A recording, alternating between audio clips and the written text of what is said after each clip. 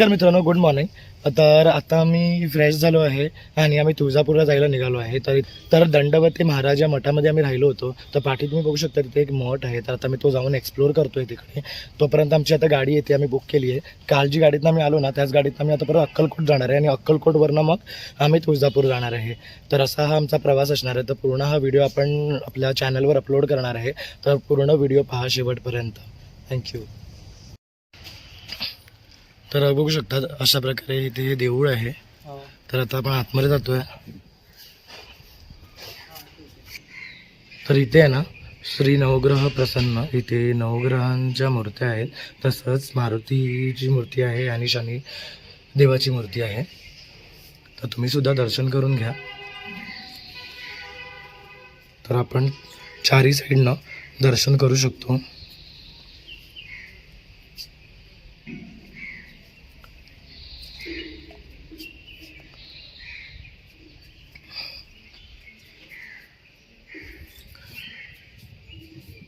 खूप मस्त असं हे मठ आहे बांधलेलं. तसं आपले श्री दंडवत महाराज आहे, त्यांच्या इथे पादुका आहे, तुम्ही बघू शकतात. आणि त्यांचे फोटोज आहेत इथे. आणि हा मठ त्यांचाच आहे.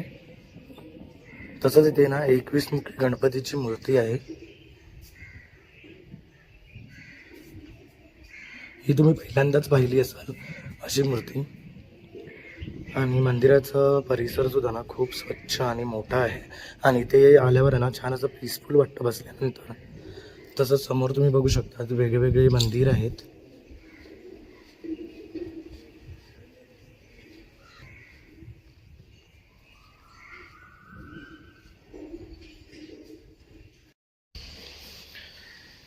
तर इथे आहे ना नारायण विष्णूचं मंदिर आहे. तर सुंदर अशी मूर्ती आहे, आपल्याला दिसत नाही आहे कारण गेट बंद आहे. तसंच इथे लक्ष्मी नरसिंह प्रसन्न म्हणून आहे. तर लक्ष्मी नरसिंहाची मूर्ती आहे आणि खाली शिवशंकराची पिंडी आहे.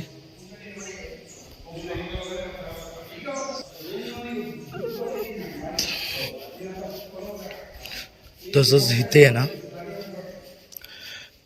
श्री सीता रामचंद्र प्रसन्न म्हणून राम, सीता आणि लक्ष्मणची मूर्ती आहे.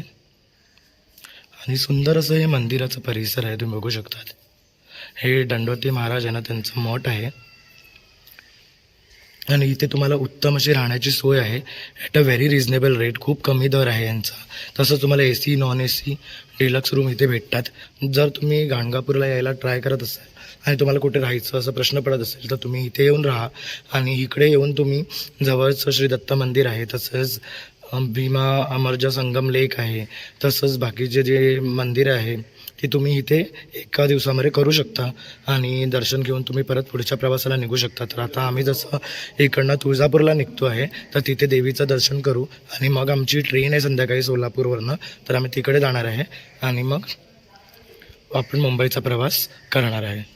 तर पूर्ण व्हिडिओ शेवटपर्यंत पहा कारण खूप सुंदर अशी इन्फॉर्मेशन तुम्हाला मी देणार आहे. तसंच खूप असे छान छान देवळं जे आम्ही व्हिजिट करणार आहे त्याच्याबद्दलही तुम्हाला माहिती देणार आहे.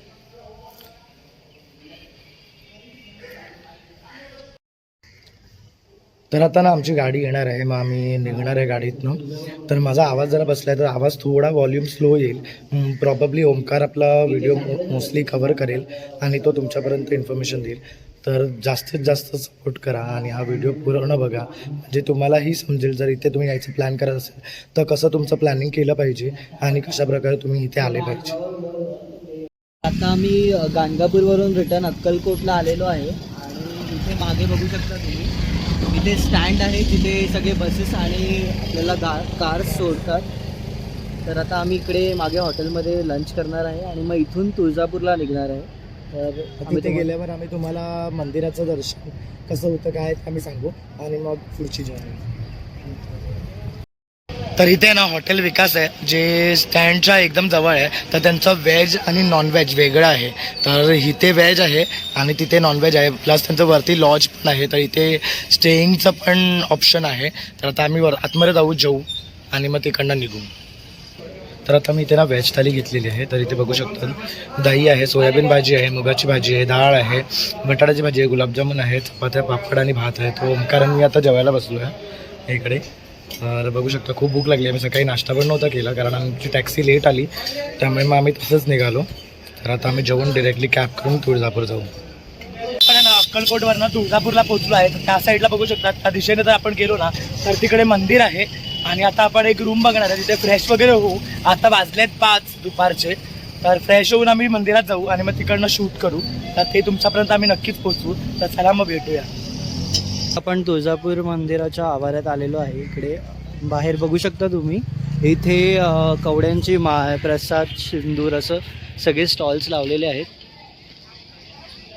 देवीचा अलंकार सुद्धा इथे तुम्हाला मिळतो. फ्रेम्स आहेत इथे छान छान असे.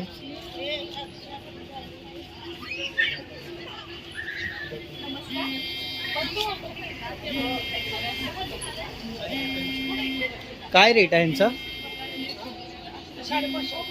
ही वाली तर ही 550 आणि ही 750 रुपये असे यांचे रेट्स आहेत.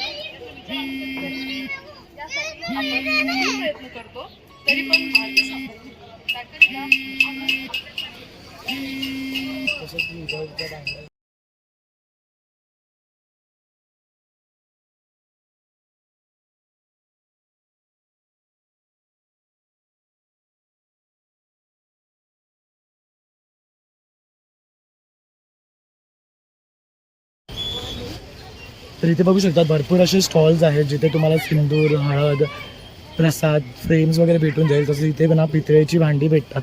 तसं तांब्या आहे, पितळेचं तांब्या आहे, निरंजन आहे. बघू शकता. हे काय आहे? हे काय आहे? कुळकुळ आहे. ओके, लहान मुलांचा कुळकुळ आहे. तसं देवीच्या मूर्त्या आहेत, बघू शकता तुम्ही. धातू आहे, पण पंचधातू मध्ये येतं. पंचधातू पण आहे ना.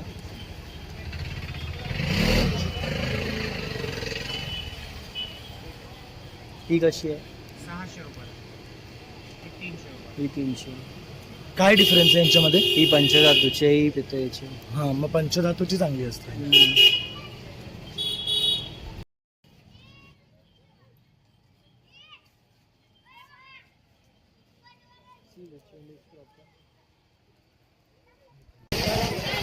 तर इथे बघू शकतात गणपतीचं मंदिर आहे. इथे तशाच आहे ना, या तुळजापूरच्या स्पेशल बांगड्या असतात ते घेऊन बसलेले आहेत. आणि असे तुम्हाला स्टॉल्स आहे ना सगळीकडे दिसतील.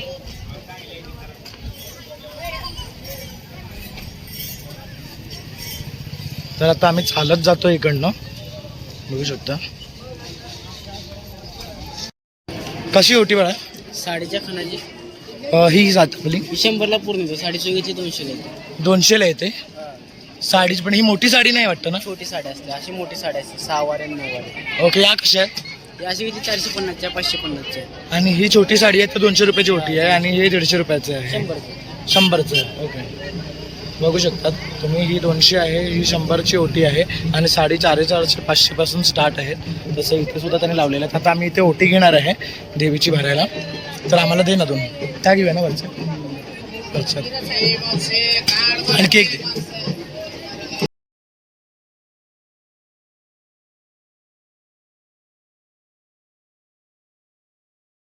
तर इथे बघू शकतात राजे शहाजी महलदार असा मोठा प्रवेशद्वार आहे आणि आपल्याला इथून आहे ना देवळात एंटर करायचं आहे. तसेच बरेचसे इथे वेंडर आहे ना देवळाच्या बाहेर बांगड्या, पूजेचं साहित्य व इतर वस्तू विकत असतात. तर आपण यांच्याकडनं सुद्धा ते बाय करू शकतो.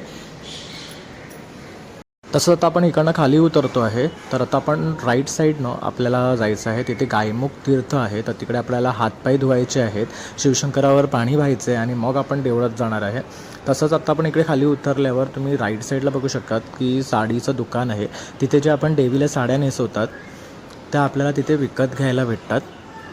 तर ते तुम्ही सणासुदीला वेअर करू शकतात इकडनं घेऊन. आणि छान छान अशा साड्या ज्या देवीला नेसवतात त्या तुम्हाला इथे बघायला भेटतात. तर आता आपण इकडनं खाली उतरतो आहे.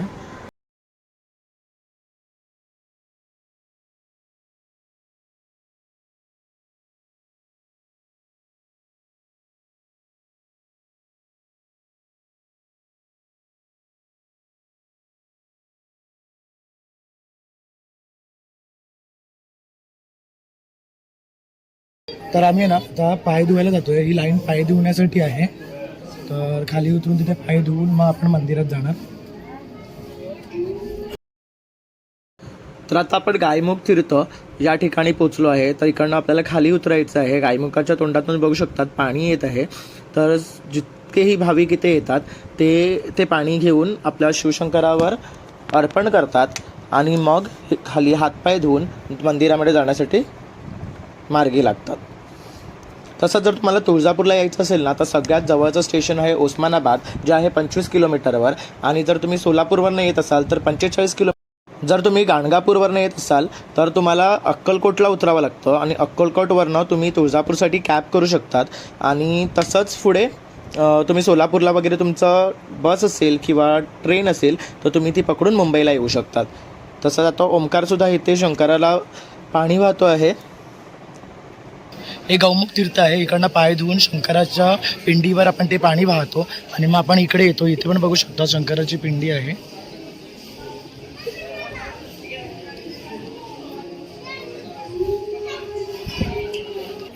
तर इथे वरती आहे ना श्रीयंत्र आणि शंकराची पिंडी आहे. तसंच जर तुम्ही खाली उतरलात की इथे सिद्धिविनायक उजव्या सोंड्याचा गणपती आहे, बघू शकता. तर आता आपण दर्शन घेणार आहे गणपती बाप्पाचं.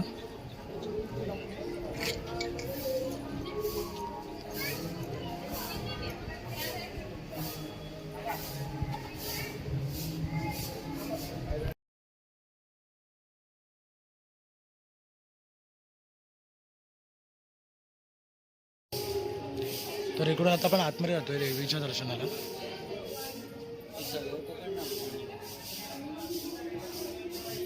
इथे खाली माझं लक्षच नाही.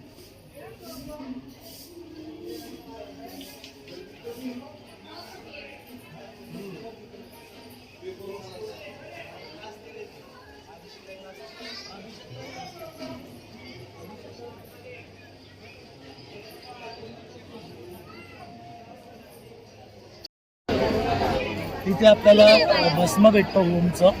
इथे कुंड आहे, बघू शकता तुम्ही.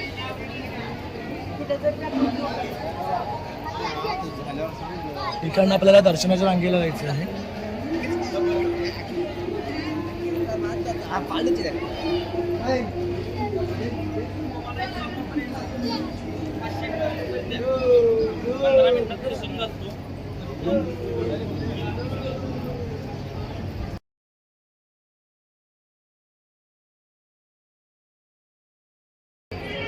होऊ शकता तिथे सुद्धा देवदर्शन.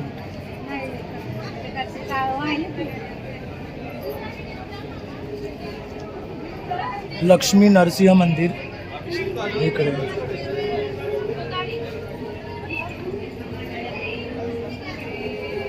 तसंच इथे आहे श्री मल्हारी मार्तंड मंदिर.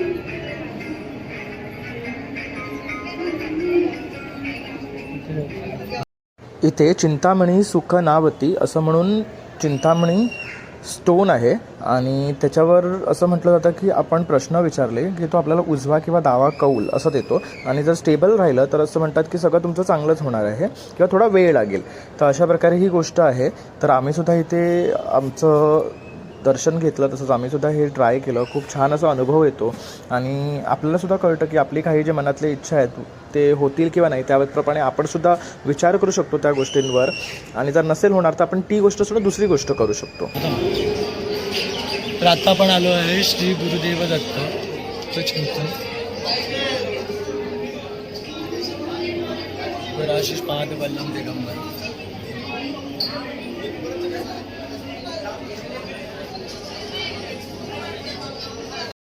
तर आपण इकडनं खाली आलो ना की या साईडला बघू शकतो दर्शन रांगेकडे जाण्याचा मार्ग आहे. तर आपल्याला इकडून आत जायचं आहे आता दर्शन घेण्यासाठी.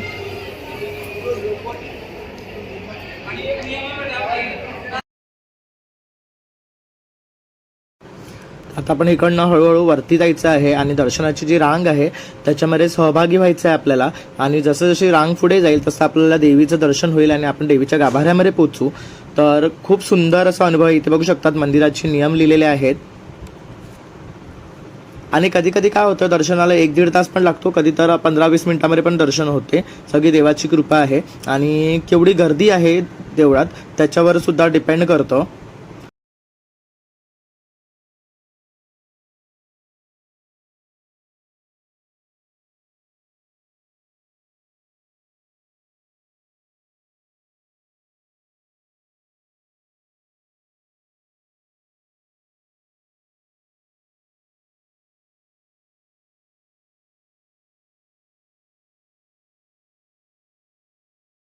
इकडून ना अशा प्रकारे खाली उतरलो आणि इकडून आपण आतल्या साईडला जाणार आहे. आणि इथे बघू शकता 3-4 लाईनी आहेत, त्या फिरून मग आहे ना आपण या साईडला येणार आहे इकडे. तर आता इकडून आपण वरती जातो आहे. तसे खूप ना राऊंड्स आहे, ते करून मग आपण गाभाऱ्यामध्ये पोहोचतो.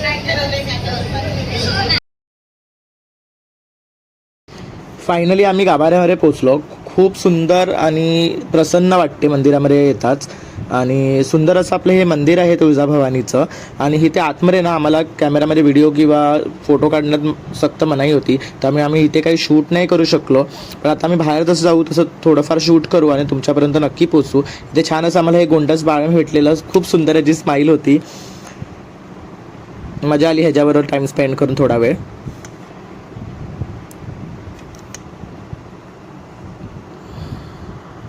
तसंच आम्ही इथे आता दर्शनाला गेलो देवीच्या, आणि इथे पाया पडून मग आम्ही मंदिरामध्ये गेलो.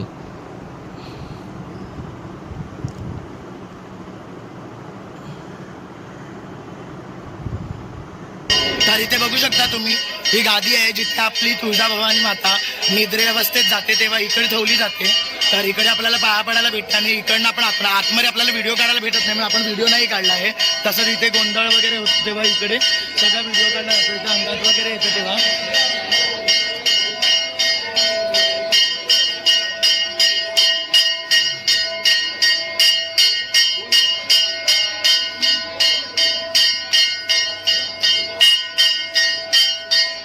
तसंच तुम्हाला इथे साड्या घ्यायची असेल देवीचा प्रसाद म्हणून, तर इकडनं तुम्ही त्या नेसवलेल्या साड्या घेऊ शकता. तर आता आमचं दर्शन झालेलं आहे, तर आम्ही आता बाहेर निघतोय. जर कोणाला गोंधळ पूजा घालायची असेल तर ही जागा आहे, इथे गोंधळ पूजा घातली जाते. आता आरती होत आहे, तर सगळे लोक आरतीला उभे आहे. तर इथे बघू शकता पावलं आहे, तसंच अखंड ज्योत आहे, यात आपण तेल घालायचं असतं. तसं इथे अंगात वगैरे येते कोणाकोणाच्या.